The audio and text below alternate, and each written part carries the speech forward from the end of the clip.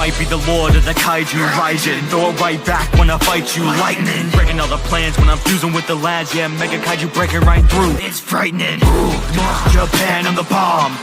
How these kiddies crying to their moms. Alien, heading straight to Fuji when I roll up. Scary and eating every human fruit roll up. Only 4 from the 3, you ain't messing with. Welcome to Kaiju Theater. We have the 1989 film, the classic. This is one I've been waiting on to review. Godzilla vs. Biollante. And this one is just over an hour and 45 minutes. It gets a 6.5 on IMDb. And I want to thank Interweb Kaiju for sending me this. Always want to shout out the Bog Boys and Jennifer Tochi in the midnight hour. Interweb Kaiju, Mr. Bones.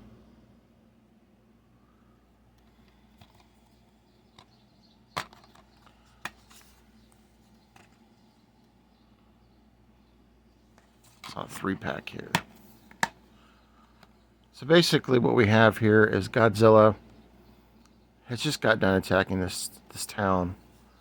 And he has been shifted into like this volcanic crater. And he is subdued right now.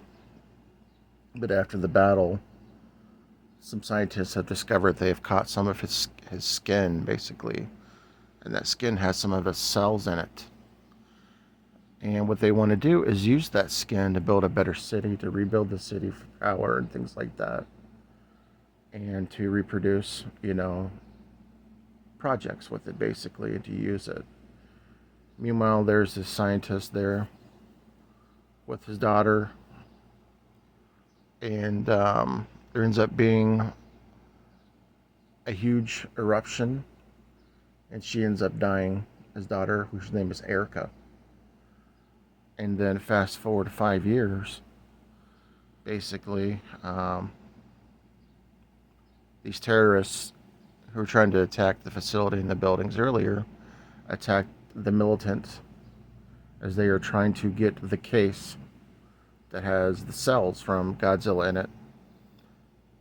And basically they ward them off. Meanwhile, this explosion happens, and this flower that's in the building, which actually contains cells from Erica in there, happens to get mixed up with the explosion.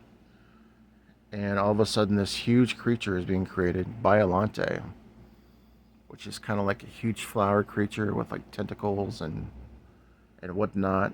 Kind of looks like a giant Audrey 2. And basically things start to happen, things start to go south.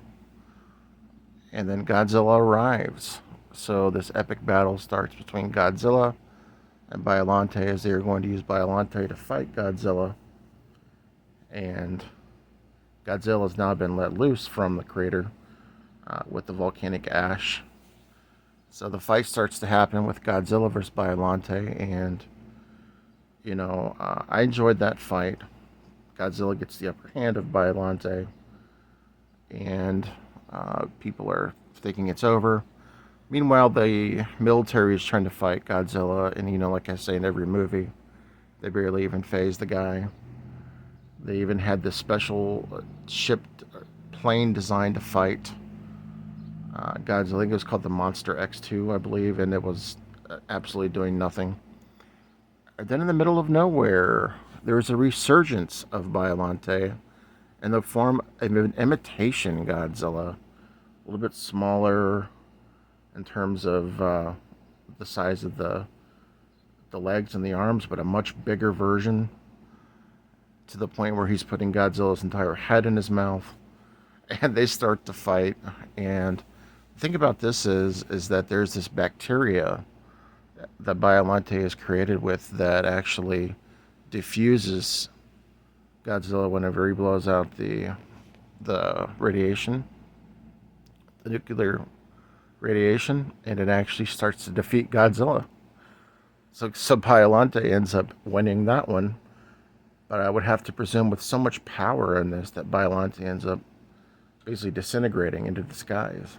And so basically it's like a double knockout. It's like a draw. If you had to score this one as a draw, that's what I scored this one as. But Biollante had a great fight in this one. didn't kill Godzilla. Godzilla comes back towards the end of the film and then just kind of looks at everybody, doesn't really give them a nod or anything, and then just kind of walks way back into the ocean. And meanwhile, the doctor, whose daughter was in the flower, that he's kind of doing like a celebrational tribute to her, and he gets shot at the end by one of the terrorists.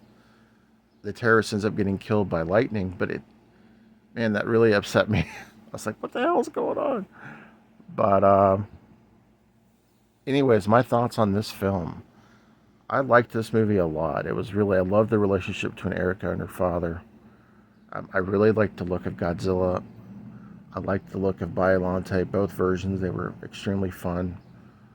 Some of the scenes that I enjoyed was like, you got to see kind of like this background scene of like the helicopter shooting missiles into Godzilla. I thought the screen was like a screen grab, and it was really nice, the way that it was set up and shot. I believe it was all practical effects, not a whole lot of CGI, if any.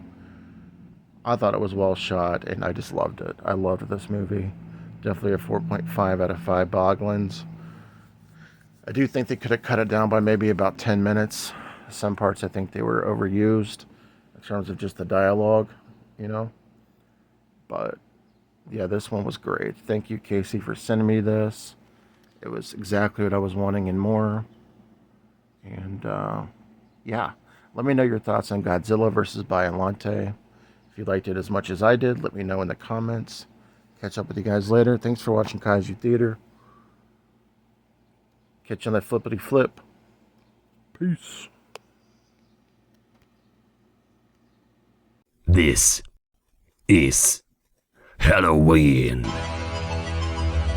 a pandemic out, man, still a Halloween with a big bag on me looking like a trick-or-treat. Before the pandemic, I was masked up like Halloween with a big bag on me looking like I trick-or-treat. I'm lit like Christmas Eve, rolling up a Christmas tree. Say he won't smoke till his head leaking antifreeze. Before the pandemic, I was masked up like Halloween with a big bag on me looking like I trick-or-treat. I'm lit like Christmas Eve, rolling up a Christmas tree. Say he won't smoke till his head leaking antifreeze. Big bag, big money, let the pay talk. I'm riding in a foreign.